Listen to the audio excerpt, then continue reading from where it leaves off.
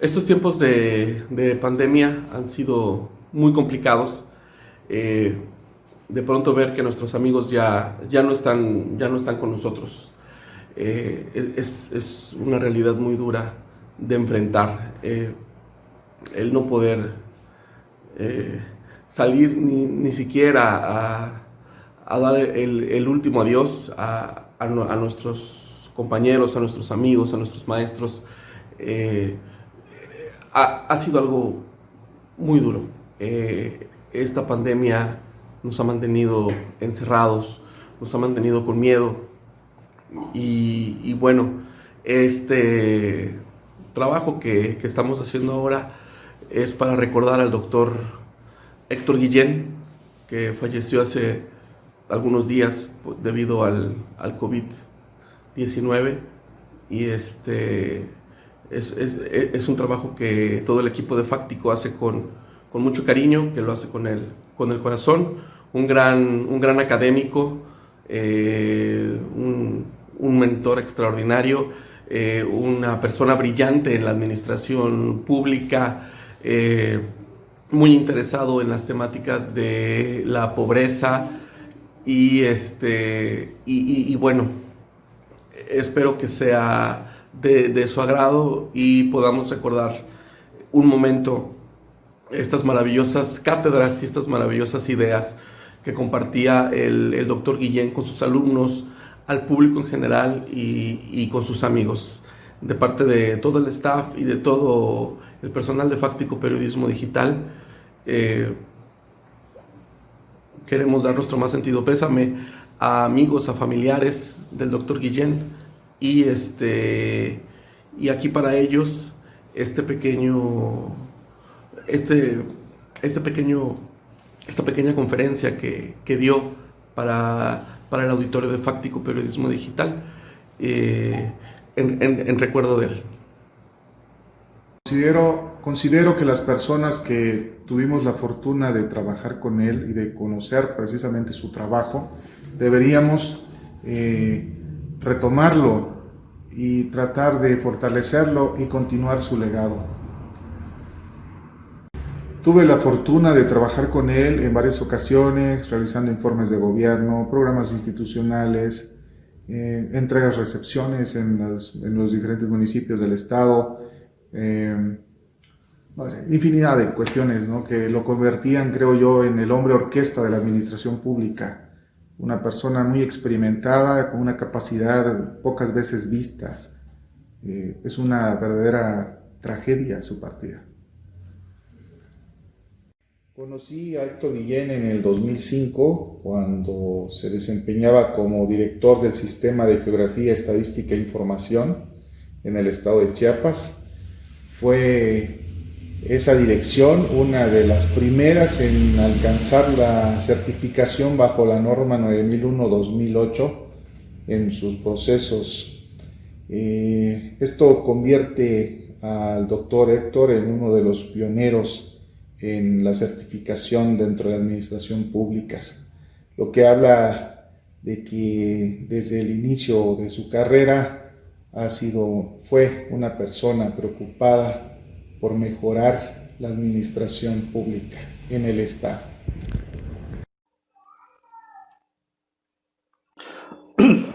Hola, buenas noches. Soy Héctor Gabriel Guillén García y agradezco a mi amigo Cristian Camacho la oportunidad de estar aquí con ustedes dialogando sobre un tema importante y de interés en la actualidad, que es la administración pública en torno al COVID-19.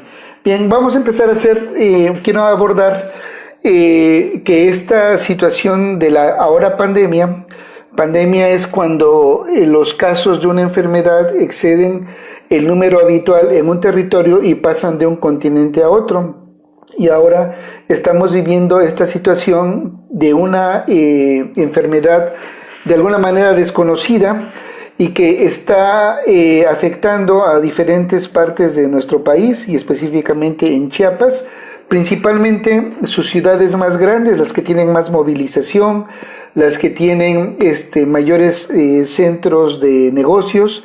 Y bueno, tenemos una emergencia sanitaria Pero paralelamente está apareciendo una emergencia económica.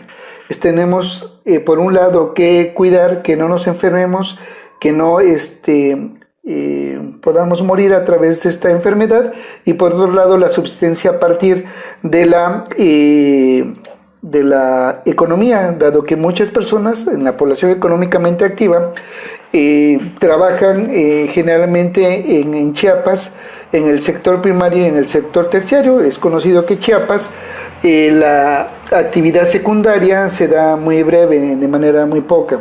Y bueno, desde lo económico, las pymes, que es donde trabaja la mayoría de la gente, de la población económicamente activa, representan alrededor del 70% en el país del empleo que se da.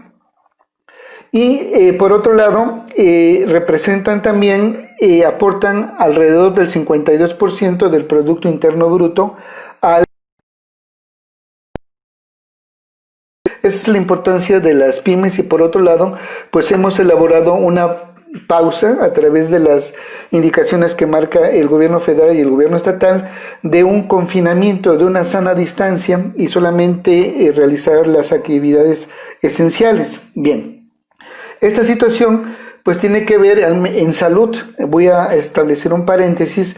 Hay una corresponsabilidad muy importante entre el Estado y la sociedad. Creo que el concepto de salud, de acuerdo a la Organización Mundial de la Salud, data de 1948, y por un lado, ahora la actualidad yo creo que tiene que impulsar la resignificación de este concepto desde la Organización Mundial de la Salud, y por consecuencia todos los gobiernos que tienen nacionales o nacionales y locales van a tener esta nueva concepción. Nosotros como ciudadanía tenemos una responsabilidad de nuestra salud, y por parte del Estado tiene una responsabilidad de ofrecer servicios oportunos y de calidad a esta sociedad.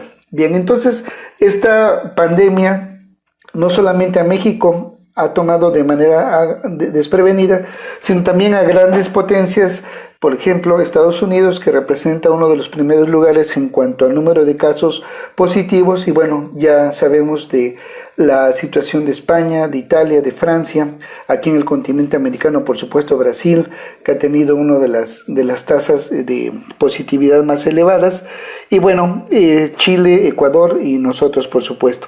Bien, la pandemia, digamos, va a continuar de manera endémica durante pues más tiempo, diríamos mucho, y solamente habría 2 elementos o 3 elementos para poder no enfermarse.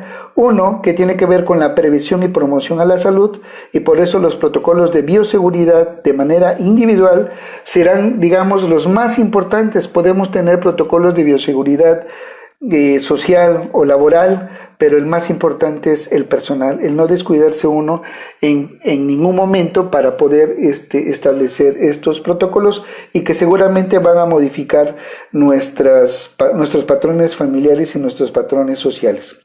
Por otro lado, tiene que ver con el tratamiento, con la curación. Esto se da mediante medicamentos o mediante una vacuna. El primero sería el medicamento que hay que contribuya a mejorar la salud, y ya en su momento, que ojalá pudiera ser en un año, un par de años, que esté la vacuna para que permita prevenir ese tipo de enfermedad. Entonces, el COVID-19 va a continuar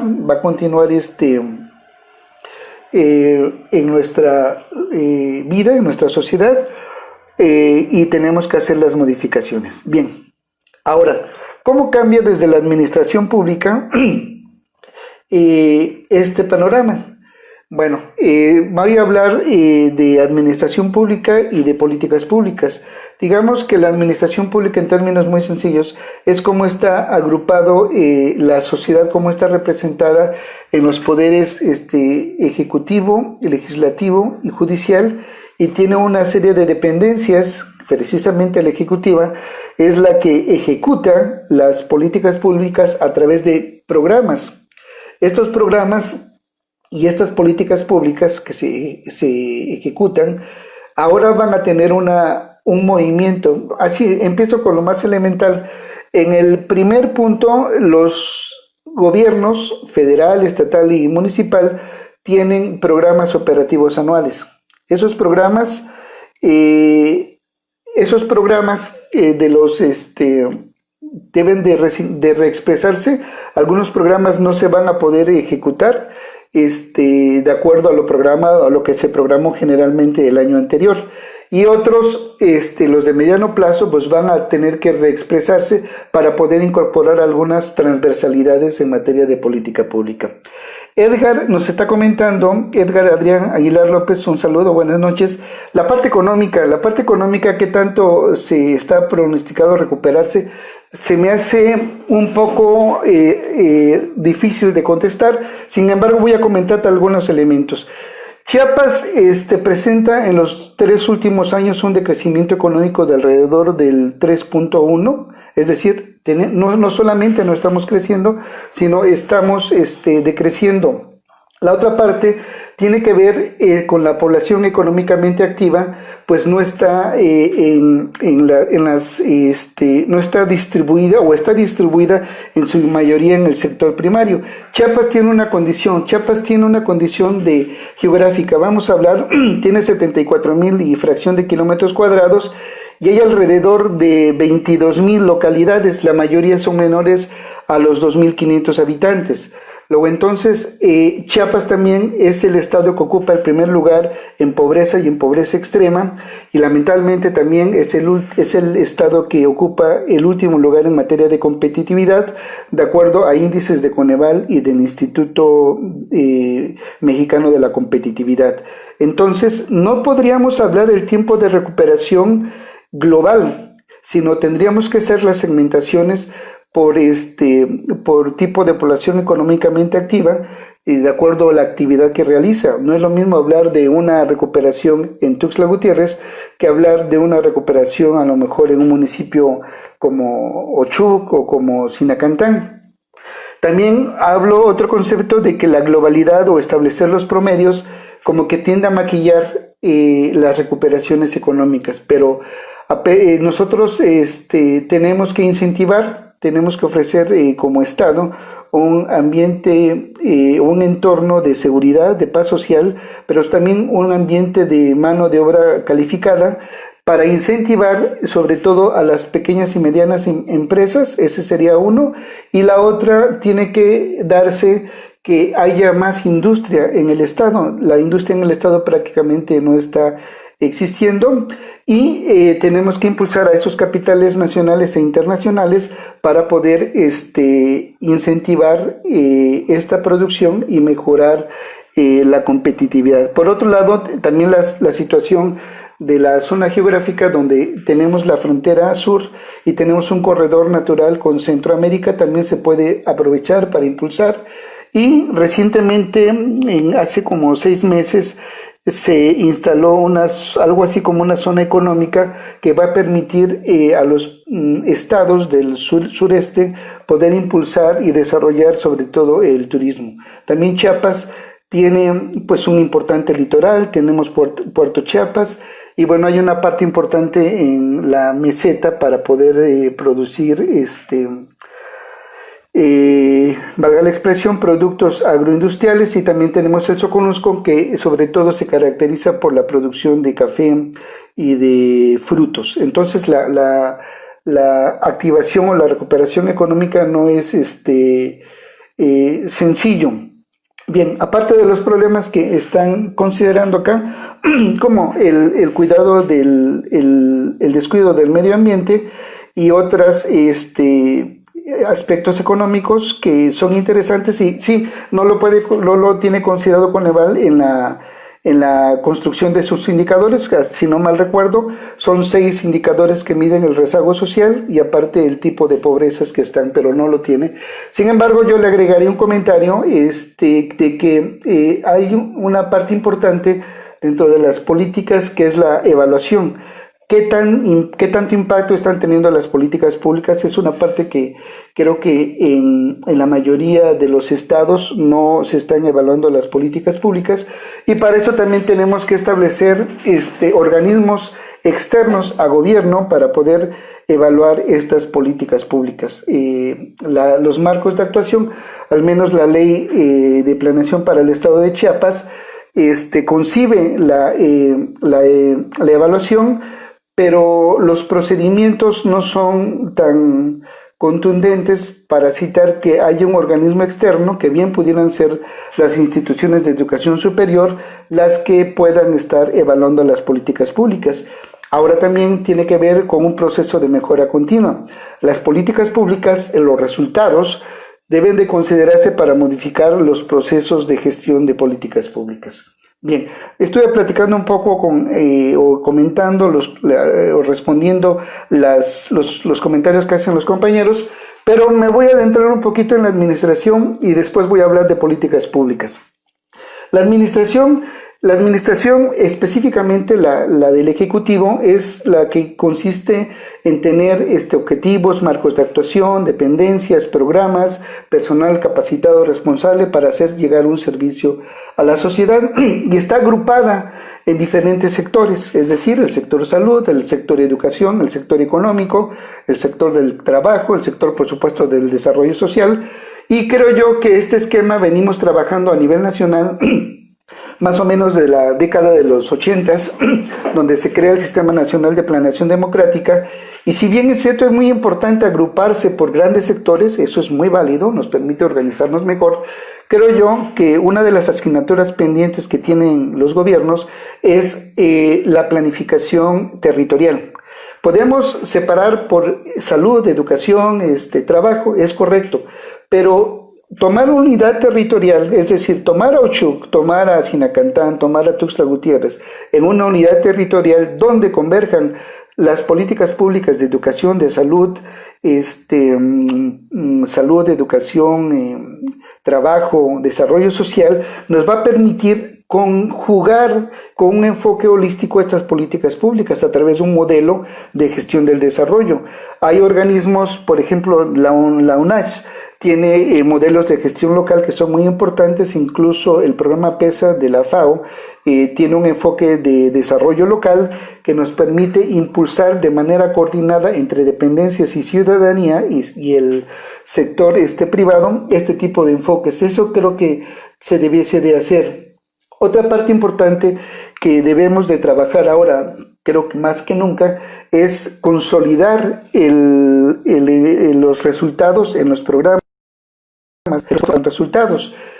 Cada dependencia tiene un presupuesto asignado y los resultados que deben considerarse de acuerdo a los estándares establecidos. Para ello debemos de tener indicadores de calidad y monitores de seguimiento que nos permitan verificar cómo va el comportamiento, cómo va el impacto, cómo va el actuar de las políticas públicas.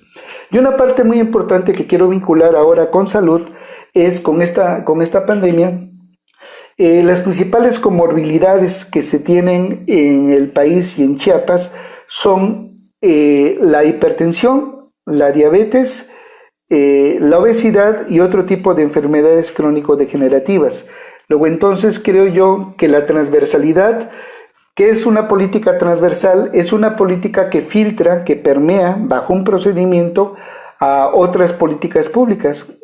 Por ejemplo, las más usuales son las políticas de protección civil, son las políticas de equidad de género, perspectiva de género, y tiene que ver también ahora con la de inclusión social.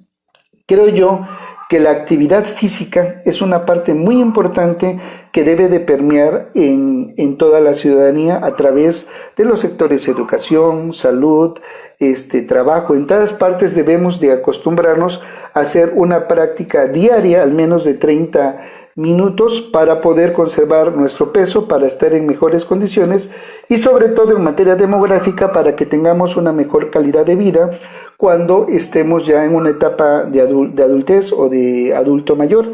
Esa es una parte que creo yo que incluso se está comentando a nivel federal, que debe de estar permeando y debe de modificarse.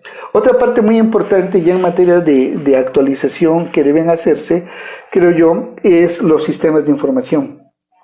Por ahí hay un paradigma de los 70s que dice que la información en ocasiones daba poder. No compartas la información con aquella dependencia porque le estás dando poder. No, la información tiene que ver con poder, pero con poder tomar buenas decisiones. Una información confiable y oportuna nos va a permitir tener una decisión adecuada. Es decir, cuando nosotros hacemos un diagnóstico con cualquier instrumento que puedan utilizar, como puede ser la matriz de FODA, puede ser el árbol de problemas, puede ser el gráfico de Chicago, por citar unos métodos. Este diagnóstico debe tener una característica muy importante, que son las causas que están originando los problemas. Y estas situaciones, de manera cualitativa o de manera cuantitativa, nos van a permitir tomar las mejores decisiones. Creo yo que los sistemas de información son muy importantes para que podamos tomar buenas intervenciones. Regularmente los sistemas de información tienen una base local, posteriormente una base regional y posteriormente una base estatal o nacional que concentra esta información de acuerdo a determinados procedimientos. Regularmente la información estadística aplicada a la administración pública se encarga de concentrar y sistematizar la información, y obviamente es una aproximación a la realidad. Se ha visto y se ha estudiado desde hace mucho tiempo los subregistros que existen de manera natural y generalmente existen en unidades territoriales, en estados o municipios con muchas localidades rurales, donde el proceso de sistematización o de registrar una muerte o un nacimiento no se da muchas veces de manera contundente y oportuna. Por ejemplo, hay algunas personas que nacen, crecen, se reproducen y mueren sin tener un estatus civil legal. Eso sucede generalmente en localidades rurales. Esa es una parte importante que hay que trabajar para incrementar la oportunidad de los registros. Por otro lado, hay un apartado muy importante también que tiene que ver con la subdeclaración. La subdeclaración se refiere a que en el ejercicio, por citar un ejemplo, del registro de un acta de defunción, no se pone con especificidad cuáles fueron las causas primarias que llevaron a la muerte. Y eso en estudios de mortalidad materna, por ejemplo, se ha notado que hay una subdeclaración en el llenado para que no se vean afectados los sistemas de salud y el personal que tuvo a su cargo esta muerte relacionada con el embarazo, parto o puerperio. Bien, entonces los sistemas de información es una parte muy importante, ya cité. La otra parte tuvo que ver con la transversalidad de las políticas públicas, y en materia de esta pandemia puede ser seguramente además la actividad, la práctica física, que es muy importante. México ocupa uno de los primeros lugares a nivel internacional en cuanto a obesidad y sobrepeso, y también en los estudios que marca el INEGI sobre las prácticas, la práctica deportiva establece que alrededor del 48% de la población mayor de 18 años no practica una actividad física de manera regular. Si lo expresamos en cifras, en Chiapas, que tiene una población alrededor de 5 millones y 5.5 millones de habitantes, estaríamos hablando acerca de 2 millones de personas de 18 y más años que no realizan la práctica física. Es algo importante como un hábito. La otra parte tiene que ver con mejorar los esquemas de transparencia. A pesar de que hay estructuras de transparencia, estas no se han modificado. A pesar de que hay organismos interinstitucionales, estos deben de fortalecer su quehacer. Por eso también es muy importante que la ciudadanía sea corresponsable en la identificación de los problemas, en la ejecución de las políticas públicas, en el seguimiento, por supuesto, de estas mismas, y una parte importante es el seguimiento presupuestal, y también ellos puedan evaluar las políticas públicas. Precisamente Coneval tiene un tipo de evaluación que se llama de procesos, más o menos son 9 procesos, y va desde quien coordina el programa hasta el sujeto que es beneficiado por este mismo. Entonces la parte de la transparencia es sumamente importante, y la parte de la participación ciudadana. De esto ya se ha hablado mucho, hay estructuras de contralorías sociales, organismos como consejos consultivos ciudadanos, institutos municipales de planeación, pero creo yo que la ciudadanía debe de participar de manera más informada. Me ha tocado experiencias de donde están, por ejemplo, los consejos consultivos ciudadanos, donde participan representantes de las instituciones de educación superior, representantes de las empresas, de la misma ciudadanía, pero falta un vínculo fuerte entre esta ciudadanía con un conocimiento mayor de los programas y de las políticas públicas, y por parte también de los gobiernos una flexibilidad que nos permita de manera conjunta poder avanzar. Hay esquemas, por ejemplo, de la gobernanza, que es una nueva forma de hacer política y de hacer administración pública, que data por ahí de los años 90, sucede después de la nueva gestión pública con experiencias interesantes en Europa, que incorporan elementos de las empresas al sector público. Y bueno, esta parte de la gobernanza tiene que ver con la forma de conducir las políticas y la propia política, donde deben de estar de manera permanente, de manera corresponsable, el sector productivo, el sector social, por supuesto las instituciones de educación superior y el gobierno. Precisamente esto da también pie, hay un esquema de la ONU que ustedes seguramente han escuchado, y si no, invito a que analicen este esquema, donde este modelo de las famosas 4 hélices, donde ya comenté, lo vuelvo a citar, es la formación del capital humano a través de las instituciones de educación superior, las empresas, la participación ciudadana y el gobierno, con un enfoque territorial que es una nueva forma de gobernar. Ahora la otra parte que rescato y destaco es la profesionalización del servicio público. Si bien es cierto que dentro del gobierno puede tener quienes trabajan, puede tener diferentes expresiones como empleado gubernamental, como funcionario público, como servidor público.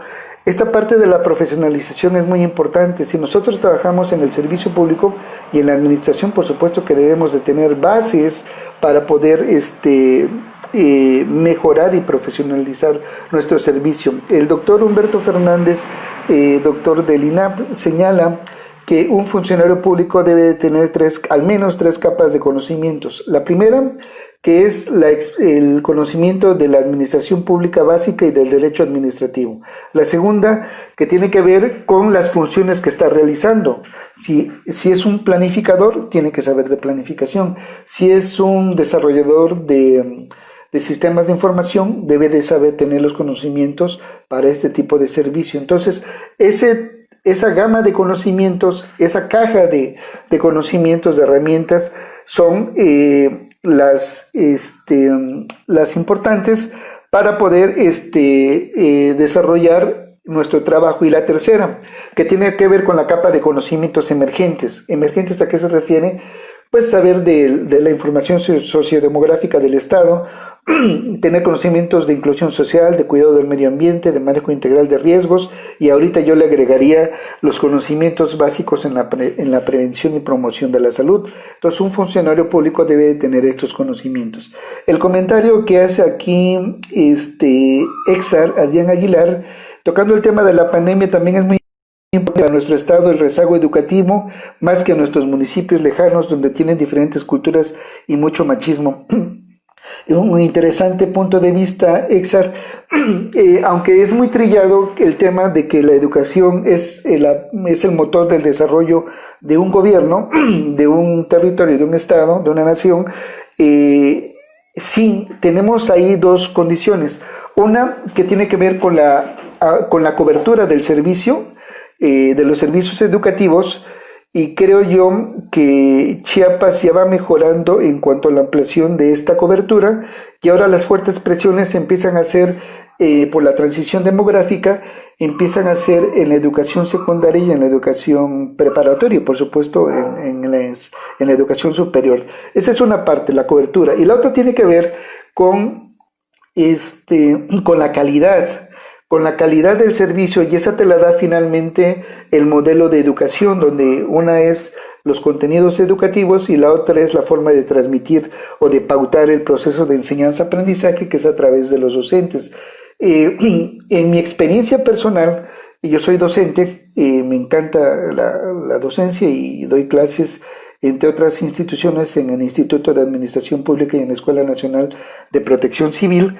Y en mi práctica, digamos, como estudiante, pues yo estudié, digamos, hasta la más o menos mitad de la licenciatura, un promedio de voy a clases, pregunto, contesto, hago mi tarea y tan tan. Pero el aspecto de retroalimentar, de mejorar, de ampliar, de mejorar mis zonas de aprendizaje, diría Vygotsky, esto se me fue desarrollando ya en la práctica laboral. Entonces, esa parte de la educación ya con más sentido crítico, con más sentido de reflexión, desafortunadamente no la tuve en la primaria, en la secundaria, en la preparatoria, que es en la universidad, sino eso ya lo fui estudiando en los posgrados, pero paralelamente con la educación. Entonces, Exar, imagínate que estos esquemas de educación con un nuevo enfoque de cultura, de vida, no se están llevando a cabo en las regiones rurales del estado, y sobre todo también tiene que ver con que Chiapas tiene pues alrededor de 11, 15 etnias, de las cuales 4 por su contenido de población son más importantes, priorizando las Celtal, las Tzotzil, pues tienen una cosmovisión muy diferente, tienen una forma de pensar, de narrar, e incluso la aritmética es muy diferente, y para eso deben haber los programas adecuados a esta situación. Ahora, Chiapas, como los dije hace rato, es un estado grande, tiene 74,000 kilómetros aproximadamente y tiene alrededor de 22,000 localidades, tenemos 124, 125 municipios, y tenemos que trabajar mucho con un enfoque regional para trazar microrregiones y poder establecer estructuras básicas, y dentro de ellas las educativas, para poder fortalecer esta acción. Otro indicador del rezago educativo es el analfabetismo. El analfabetismo se ha avanzado en los últimos 10 años y, si no mal recuerdo, hemos bajado del 22-23% al 16%. Sin embargo, la asignatura sigue pendiente. No solamente tenemos que alfabetizar a quien ya cumplió 15 años y más, sino tenemos que ampliar la cobertura y la calidad en la población de 6 a 14 años, es decir, que ingresen más niños a la escuela para que no salgamos con cohortes de edades para que se bauticen como analfabetas. Es una parte, y ese sentido, Exar, tiene que ver también con una perspectiva de género, y tiene que ver con que casi hay 2 analfabetas por cada analfabeto, o incluso hasta 3 en algunos municipios, y por eso tiene que ver con una equidad en la inclusión de la educación, pero también tiene que ver con una cosmovisión que regularmente se da en las localidades, donde las niñas no asisten o terminan la primaria, pero no dan continuidad a su secundaria. Me tocó una experiencia cuando estuve trabajando en el órgano de fiscalización superior, de evaluar políticas públicas, y de acuerdo a los estudios que hicimos a nivel de localidades, estaban los programas y daban becas para niñas. Las niñas terminaban la primaria, pero en las tasas de absorción de secundaria, la tasa de absorción femenina era mucho menor que la tasa de absorción masculina, debido a que, digamos, el gobierno, entre comillas, subsidió la primaria, pero ya por esa cosmovisión las niñas no podían continuar estudiando la secundaria, a pesar de que había becas. Entonces es una cuestión cultural, y bueno, tenemos que seguir insistiendo para ofrecer mejores resultados. Bien, voy a entrar en la parte final de esta plática. Ya había hablado de las políticas públicas importantes que deben de hacerse, de las modificaciones, hablé de transparencia, hablé de los sistemas de información geográfica, hablé de la profesionalización del servicio público. ¿Y cuáles serían las perspectivas ahora en estos próximos años de las políticas públicas? Sin lugar a dudas tiene que ver con modificar los esquemas o las metodologías para hacer planes, programas y proyectos. Habría que analizar qué tanto impacto han tenido los programas, y me refiero no tanto a la forma en que se ejecutan, que es una parte muy importante, sino me refiero a la forma en que yo elaboro un documento, porque puedo tener un mal documento y desde ahí estoy partiendo mal en la ejecución. Voy a comentarles en una entrevista que le hicieron al doctor Gonzalo Sánchez Licona, ex secretario ejecutivo de Coneval, decía que la parte más álgida de los programas federales era la ejecución de las políticas de desarrollo social, y señalaba que alrededor del 50% de los recursos federales no llegaban a la población beneficiaria. ¿Qué pasa entonces? Puedo o no tener un buen programa, puedo tener un presupuesto, pero la parte ejecutiva, la parte operativa es la que regularmente nos falla. ¿Y por qué nos falla? Porque hay brincos o saltos de la muerte entre los niveles centrales, entre los niveles regionales y entre los niveles locales. Lo que se dice aquí en el centro puede ser contundente, pero se empieza a diluir mientras más se llega a la localía. Esa es una parte importante, y por eso la supervisión, el control y el control son muy importantes para poder ejecutar adecuadamente estos programas. Yo le agregaba al comentario del doctor Licona que el otro 50% de los recursos que sí llegaban a la gente que tenía que llegar, pues a lo mejor no son distribuidos adecuadamente. ¿Por qué? Porque hay estudios que demuestran que al menos los programas de becas pues sí le llegan a la niña, pero si llega el recurso monetario, a pesar de que las reglas de operación puede decir que lo cobre la mamá y no el papá, pues lo cobran, pero el papá y la mamá, a lo mejor influenciada por la coerción del papá, utilizan el recurso para otras compras, para otros gastos. Me ha tocado en esas evaluaciones que hacíamos, donde el recurso lo utilizaban para pantallas, para POSH, para otras cosas que no se debiesen utilizar. Y bueno, en el cálculo en ese tiempo de la pobreza se dividía en el uso diario de los recursos, en el uso semanal, en el uso mensual, y así sucesivamente. Era desde los alimentos, el traslado, la compra de ropa, zapatos y pago de luz, etcétera. Entonces el otro 50% no estaba llegando. Creo yo entonces que la modificación de los esquemas, de la formulación de planes, programas y proyectos debe de ser un tema que debe de modificarse. Debemos de profesionalizar, por supuesto, el servicio público, y debemos de modificar, por supuesto, los marcos legales. Las leyes, hay un criterio que se llama armonizar leyes, que tiene que ver no solamente con su actualización, sino tiene que ver con que esta actualización responda a las dinámicas del entorno.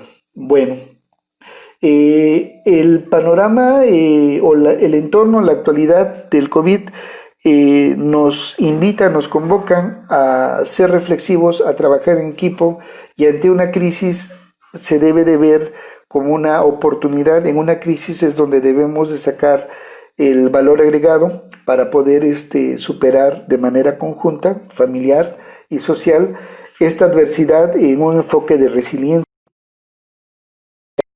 empresarial, comunitaria, para llevar a cabo esta situación. Bueno, entonces, pues creo, amigo Cristian, que agradezco la oportunidad de poder estar conversando con ustedes, y creo que les agradezco a los compañeros que estuvieron escuchándonos acá, haciendo algunas preguntas, y bueno, tratar de poder trabajar y socializar con ustedes. Agradezco mucho y espero que tengan la oportunidad de poder socializar. Soy Héctor Gabriel Guillén García, soy catedrático, soy fáctico. ¿Cómo se debe apoyar al pequeño empresario? Una pregunta importante. Yo creo que la primera parte, voy a hacer una serie de elementos. Primero es, es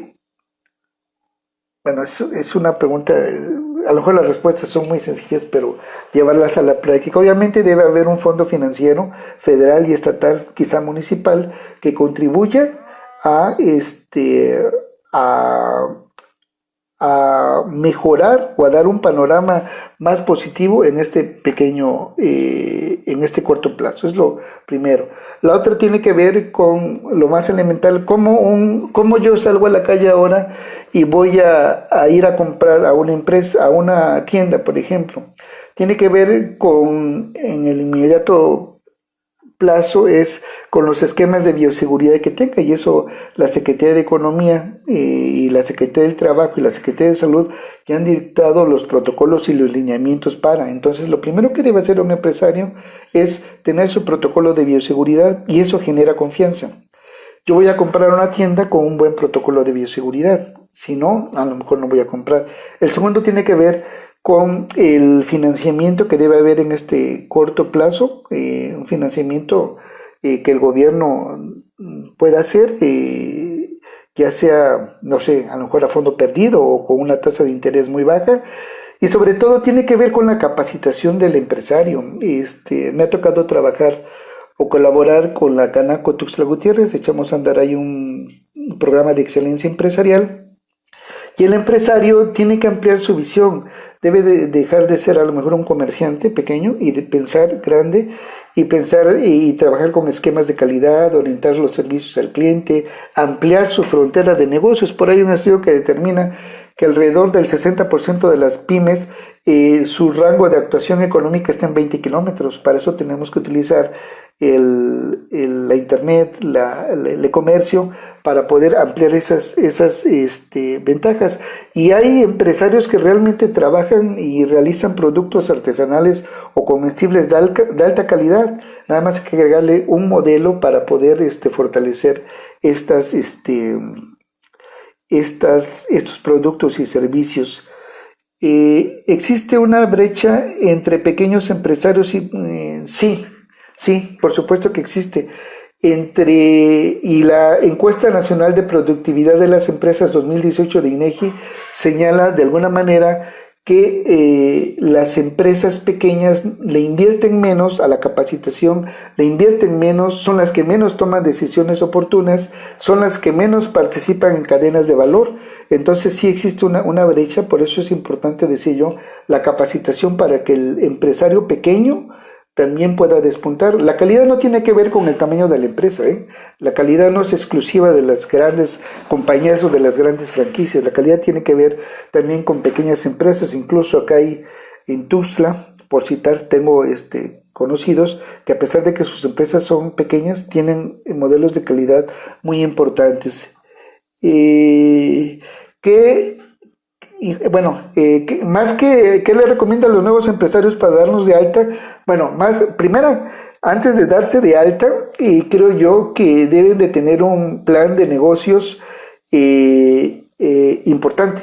Un plan de negocios que contenga la gestión estratégica, que contenga la gestión del marketing, la gestión del personal, la gestión financiera, por supuesto, y lo que me están comentando es la gestión legal. Entonces creo que se deben de tomar el mejor esquema legal. Ahorita no tengo la respuesta precisa para que se den de alta ante el SAT, pero yo me antepongo a esa respuesta que antes de eso trabajemos un buen modelo de negocios, y yo le recomiendo el modelo de negocios Canva, que es un modelo muy sencillo para poder en 9 pasos trabajar de manera sencilla su idea, para que pase de esa idea y pase a un negocio con el menor número de errores, y que estos errores sean pequeños y sobre todo vean la viabilidad financiera, que es algo muy, muy importante.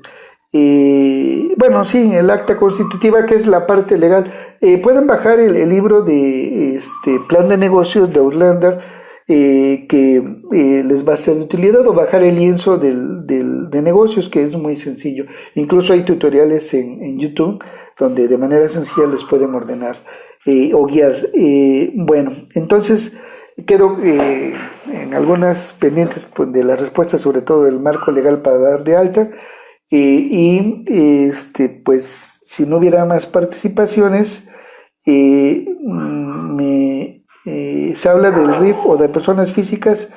No tengo la respuesta, sé de las personas físicas y de las morales, pero no sé las figuras jurídicas constitutivas.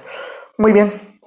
Ok, entonces pues les agradezco a mi amigo, la invitación a mi amigo Cristian Camacho por esta invitación, por esta socialización, y estoy a sus órdenes. Que tengan buenas noches, gracias, hasta luego. Sobre todo cuídense mucho y protéjanse.